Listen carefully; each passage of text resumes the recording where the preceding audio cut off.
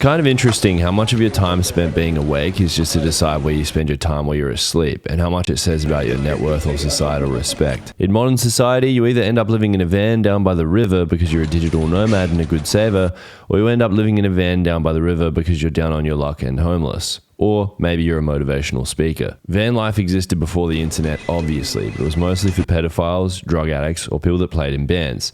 Sometimes, if you put that in a Venn diagram, all three of those things overlap perfectly, like in the case of the Rolling Stones. It's the same with people that sleep in tents, because depending where it is and how long it's for, it can have vastly different meanings and vastly different net worths. People sleeping in a park on drugs, for example, are probably pretty poor and likely homeless, but people sleeping in a park on drugs in the same park when a music festival is on probably paid several $100s for the same experience. Even the altitude and how high up off the ground you are when you're asleep has major implications for your societal position when you're awake. Think about how expensive rent would be to live on the 50th floor of an apartment building in Manhattan. Even if it's in a shitter location somewhere away from Manhattan, public housing apartment blocks usually cap out pretty low to the ground to prevent the poor from taking over the buildings as a fortress if they were to rediscover bow and arrows. This means that the higher you are in the air when you sleep, the higher your net worth. This is why being able to sleep on a plane is so expensive and usually reserved for business or first class. If you're outside and not in a building, where you sleep matters a little bit less depending on how high up you go.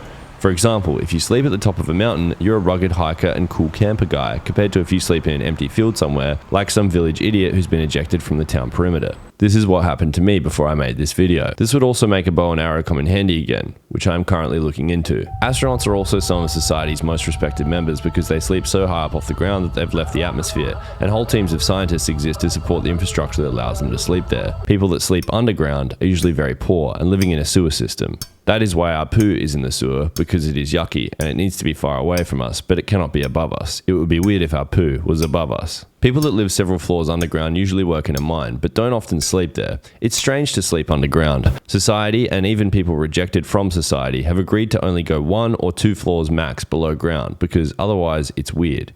We prefer to only let cars sleep any lower than that. Generally, the only way you're allowed to sleep below sea level is to go below sea level, usually in a submarine. You can go on a smaller vessel, but you usually have to be quite wealthy, and that comes at the risk of going permanently to sleep if you buy the wrong Xbox controller to steer. The vast majority of the population sleep at sea level. This is presumably because the ocean is quite vast and largely unexplored, so we must feel obligated to stay nearby to keep an eye on it, maybe in case the dolphins come out of the ocean one day to take over. This is where a bow and arrow would come in handy again, which I am currently looking into. This is where we need to rethink public housing. The closer you are to the ocean, the wealthier you are, because it makes it more obvious how close you are to sea level, so you can keep an eye on things. And by things, I mean the dolphins. I think this might be because we all originally came from the sea, but there was too much variation in sleeping heights, so we evolved so we could leave. If we were to allow the poorer members of society to live in public housing closer to the ocean, and we allowed them to sleep like the rich do in high-rises near the ocean, but fortified their buildings with bow and arrows, we'd have a pretty solid defense against dolphins when they inevitably rise up. I guess what I'm trying to point out is we should probably keep an eye on the dolphins because they're smart and can sleep at multiple altitudes.